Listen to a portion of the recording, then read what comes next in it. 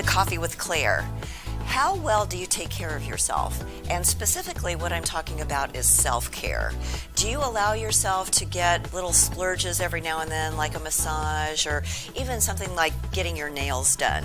You know, it's important for us as women to take care of ourselves because a lot of times we put people before ourselves. And so I encourage you to look at, traditional and non-traditional ways of self-care. Massage, even something like reflexology. And if you're not sure what reflexology is, stay tuned as we have Mary Ellen Dorey of Dorey Aromatherapy explain all about the benefits of reflexology. As you know, on Coffee with Claire, we're always looking for entrepreneurs, people who give back to the community, and people who like to have fun. Today we have Mary Ellen Dorey, founder of Dorey Aromatherapy. Mary Ellen has a wide variety of backgrounds, starting out as a graduate of Buffalo State College and the Fashion Institute of Technology, NYC. She gained extensive retail background and consumer lab testing, technical design, and quality control experience over many years in business, which helps her with her current business. Mary Ellen became registered by the Aromatherapy Registration Council, ARC, and founded Dorey Aromatherapy in 2009. Mary Ellen incorporates her unique aromatherapy formulations into her practice of European and Ayurvedic styles of reflexology offered in Plano, Texas, with a wealth of knowledge and professional experience. So welcome, Mary Ellen! Thank you, Claire! So Mary Ellen is amazing, and I'm so excited for you guys to learn all about what she does and how she helps people. And, you really have a wide variety of experiences. I mean, fashion design and retail, and now here you are in the healing world. So how did you find your way to where you are now? Well, I grew up in a family of illness. Oh. Everybody was sick in my family. Gosh. I know, you weren't expecting that. Her face just went, oh, sad. And I wondered why my family was sick, and all my friends would do things like go boating and water skiing, and I was like, wow, what is that like? So my dad died when I was 19. He had lupus. Oh, wow. And my mother had rheumatoid and osteoarthritis my whole life. Wow. And so I think I started my journey just of trying to figure out my own health and that of my siblings. Why were we never felt well. Always had stomach aches, always had skin rashes, always had headaches. Wow. And so that's what really propelled me to keep looking. And I was into wellness before it was a term. Oh, really? Wow. Well, you're an early adapter. Yes. And when I hit on aromatherapy, I'm from New York, and I thought, I'm going to rub something on, it's going to make me feel better, as if. And and when it did, I thought, okay, I'm interested. Pay attention. Yes. And so that's what propelled me to start really studying it in depth. Wow. Well, this alternative medicine journey. Yes.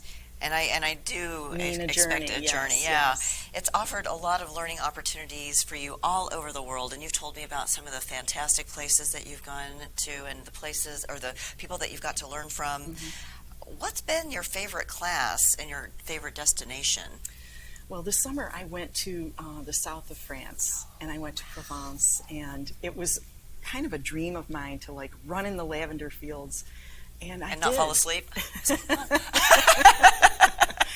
And it was really fun. That was really fun. And I studied with a woman named Madeline Kirchhoff, and I studied palliative care using aromatherapy with CO2 extracts. Oh. So CO2 extracts means that it's a different way of extracting the value or the essential oil from the plant. Oh. So okay. You can do it with steam, you can do it with water and steam, and then you can do it under pressure with carbon dioxide. Interesting. And so you end up getting some very different chemical constituents. You get a lot more solids, larger molecules can pass through with a CO2 extract that you could never get in a steam distillation because the heat would kill them. Oh, okay. Yeah. Wow. Yeah. look at all the science that's all Yeah, behind all of and just this. this past weekend, I went to Tampa and did a chemistry class for aromatherapy. So, Wow. yeah, so I'm all fired up about chemistry. Yes, Professor Mary Ellen right here. So, you've got a lot of background in aromatherapy, and then you've also got your practice with reflexology. So how did you get involved in the whole process of reflexology? So I actually learned reflexology first. Okay. And then I just really enjoyed doing it with, on myself. It's never as much fun to do it on yourself. Have somebody give you a treatment, yeah. And but I would do it on my friends and my family, and I found it to be very relaxing. People really enjoyed it, and the technique that I learned, this European style, I learned from a woman from Europe.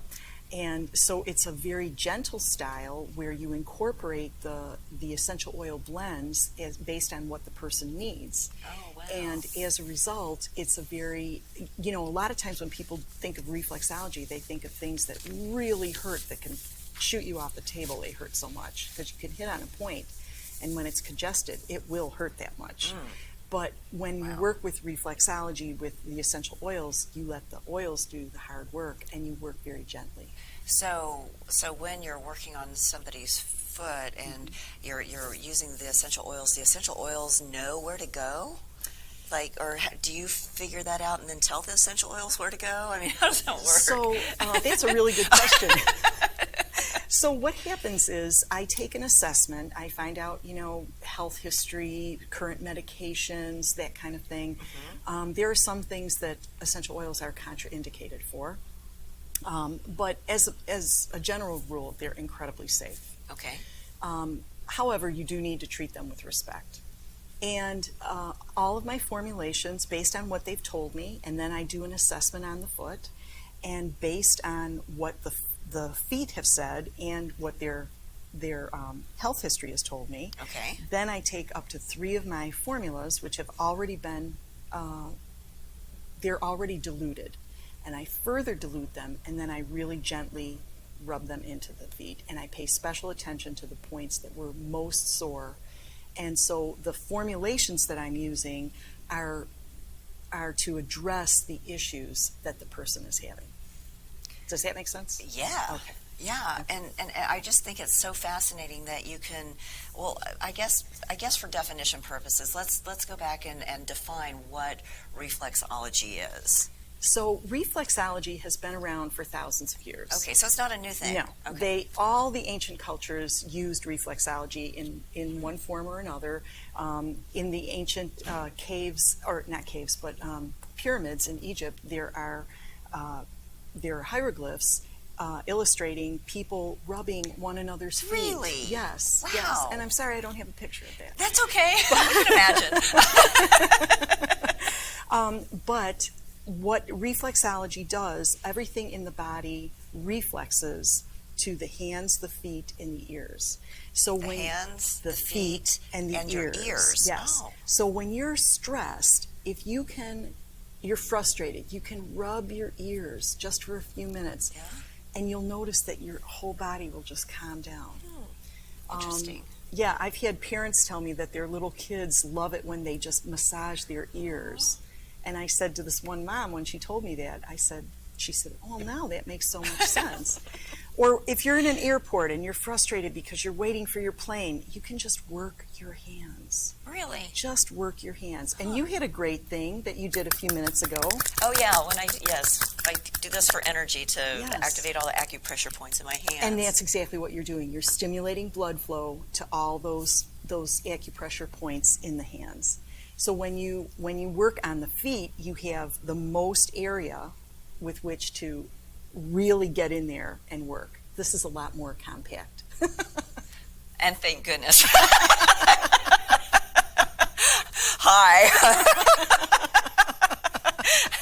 I have a hard time getting any days. So reflexology is suitable for who? Anybody? Well, Almost everybody? Almost everybody. There are a few exceptions, Okay. but you can do reflexology on little kids. You can do reflexology on The mentally ill, they really benefit from it because it's very soothing and relaxing. It's good for anybody under stress, which is pretty much the whole population. There are a few people that shouldn't get reflexology, Okay. those with deep vein thrombosis, Okay. those with a phlebitis, which would be an inflammation of the veins, Okay. cellulitis, which is an inflammation of all of the lymph in the legs or the feet. Oh, wow. If you have an acute infection or the flu, or you're just coming down with a cold and you come in for a reflexology session, all of that stimulation on the feet, that extra blood flow is going to make you feel terrible. Oh, okay. So wait till you feel better before you come in. If Okay. you have a fever, you don't want reflexology because that, again, will just make that fever go everywhere. So if you have a fever, take a couple of drops of lavender in a cold basin of water and take a washcloth, wring it out, put it on your head, and you will feel much better. But cancel that reflexology session for that day. And that, okay, so if you have, that's for a fever. That's for a fever. Okay. Yes, a fever or a flu. Oh, Yeah. okay. Well, that sounds a lot better than taking an aspirin. If someone has had a stroke, they shouldn't have reflexology within the first couple of weeks.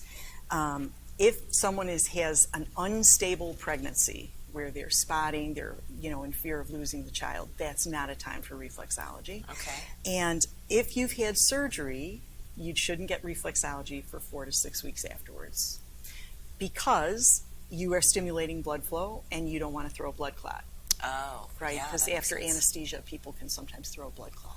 Wow. Yeah. Well, you But have to those know a are- lot about medicine, don't you? But those are the only exceptions. Really, most of the time, I mean, it's just amazingly relaxing, and then people get this wonderful, energizing boost of energy that generally lasts 10 days to 2 weeks after a session. That's been my experience. Is that is when I've come and seen you afterwards, I feel so much lighter. Yeah. I can think much more clearly. Yes. And if I was feeling sad or stressed, it seems to just. I don't know if that's the right term, but it just kind of melts away. Well, that's a beautiful point. You said that so nicely. Because reflexology stimulates and supports the central nervous system. So you get this tremendous sense of well-being from it. And the whole sense of relaxation in our culture is not something that people encourage. If you take a break, people call you a slacker. We think that we have to go and do all the time. And the problem is that, we have these little glands in our body called the adrenal glands. And every time you have that really scary acute situation, you're on 75 and somebody comes barreling in front of you and you have to slam on your brakes. Well, your adrenaline just secreted. Absolutely. So the problem is when that happens that the adrenal glands take 12 hours to calm down and go back to homeostasis. So if you think of your day, you've had more than 1 or 2 events where your adrenals have kicked in. Oh, yeah. And so as a result, the body is tremendously resilient, and people can get away with doing this for years and years and decades. But then after a while, people in their 40s, 50s, 60s, the body starts saying, you know what, I'm tired. I need a break.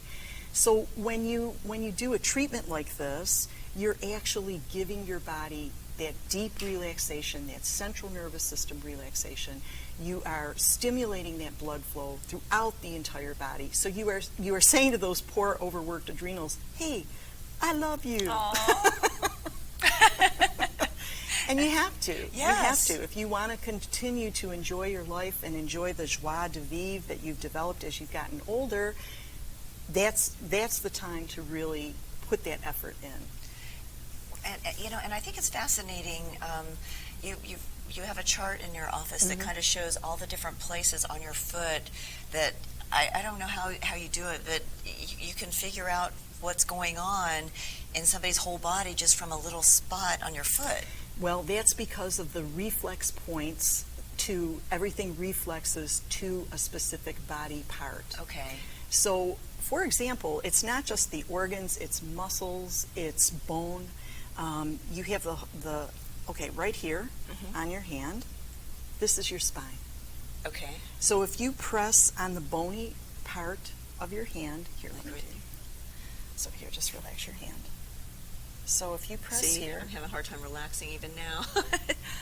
So this is my does spine? Does anything hurt? Any of the spots that I'm touching, do any of them hurt? Right there. Right there. So that corresponds to this area right in here. Oh, yeah. I need a massage really bad. I know. I've been feeling that one. So besides doing a massage. So I can just do this. Yes, you Save could. myself $49. And besides doing that, sometimes I've had the experience personally where I had something in my neck. It was bothering me. I went for massage. I went for chiropractic. I got reflexology. It got rid of it. Oh, wow. That's amazing. So, walk our audience through what they would experience as they came to your spa. You know, it's like, I know we can't actually show them the experience, but maybe we can describe it through words as far as what they might experience once they come and see you. Okay, so the first thing is you come in, I put you in a foot soak. Which is amazing. I have oils in the foot soak, essential oils and Epsom salts in the foot soak. And while you're soaking, I'm asking questions, how you're doing, what your stress level has been, your energy level has been. And then based on our conversation, I get on your feet for the first time when you come in, and I'll do that assessment. I'll press on all the parts on your foot that correspond to a specific area. And then I'll make up my blend, and I really gently massage that into the feet. And then I go back and I reassess. And invariably, when I say reassess, what I mean is I'll press again on the points that hurt before, and invariably I get a 50 to 100% improvement. Wow. Where people say that hurt so much when you first touched it, and it doesn't hurt at all now. So, you know, it's really amazing that in a really short amount of time, it's about an hour, isn't it? An hour and a half, depending on the person. Yes. You know, you've got all of that. You incorporate your aromatherapy into this session, which I love. And, you know, you also have a side benefit of the lymphatic cleansing. Yes. So the lymph is the light liquidy part of our blood, and it's our garbage filtration system. And no one talks about it. It's one of the most important systems in the body, and it doesn't have its own pump. So we have to manually stimulate it in some way. Exercise, sauna, deep breathing, moving your body, dry brushing. And then when you do a treatment like this or massage, very light stimulation makes that, because the lymph resides on the deep layers, underneath the deep layers of the skin, all this moisture comes out. All of that lymph comes out. And so the foot, I will feel the entire foot just like get really wet. Wow. And it's because it's cleansing. And so then you're going to really feel good because you're letting it go. Yeah, no kidding. Letting it go. Now, you mentioned that we could do this at home, but the experience is much better when we actually come to see someone like you who is an expert. So let the audience know how they can find you and how they can make appointments with you. Well, I office out of Lux Salon and Design at 4017 Preston Road, Suite 525 in Plano, Texas. And I'm available online at Dorey at DoreyAromatherapy.com, or they can call me. Do you want me the phone number too? My phone number is 972-567-3962. Well, Mary Ellen, it's been such an amazing journey to take with you today. Thank you so much for being on Coffee with Claire. Thank you. Thank you. So, Mary Ellen, tell us a little bit about natural perfumes. One of my favorite things. So, natural perfumes are made with essential oils. Okay. They really got their start in, I would say, Middle Ages to, well, not so much Middle Ages, but Renaissance. They went over the top, and they got really into natural perfumes. Okay. They didn't call them natural perfumes because that was all there was. But perfumers really branched off during the Renaissance from all the natural healers that were using essential oils for healing, and they became a industry in their own right.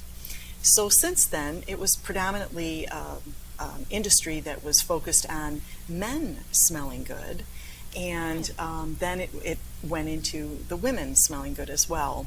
And essential oils in proportions that are stronger than what you would use for